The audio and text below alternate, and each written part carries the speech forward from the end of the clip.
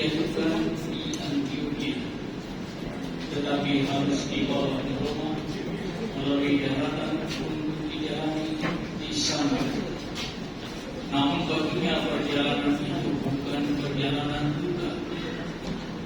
Di tempat-tempat yang dilaluinya, ia menyampaikan pesan kepada umat untuk menapakkan hati mereka. Tujuh surat terkenal mengungkapkan cinta kasihnya kepada Kristus yang menyala-nyala tanpa keluhan.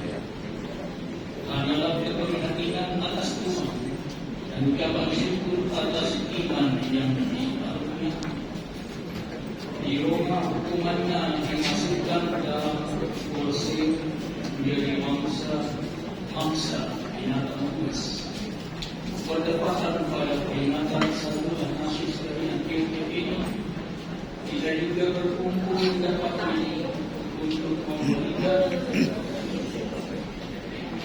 dukungan dan doa pada SMA Baru Makassar menjadi Franciscus Diva yang telah dipimpin oleh atas dari ini. Karena itu saya mengatakan kita semua melakukan hati kita persembahan dalam perayaan kali ini agar gembala kita ini lewat penggembalaannya dapat menjadikan kita sebagai golongan yang selalu siap sedia dalam memberikan bersama Tuhan kelak.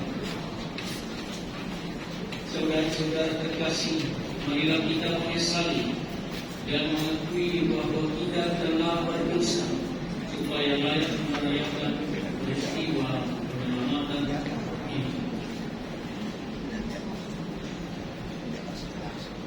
Saya mengaku kepada Allah yang Maha Kuasa dan kepada saudara sekalian bahwa saya telah berdosa dengan pikiran dan perkataan, dengan perbuatan dan kelalaian.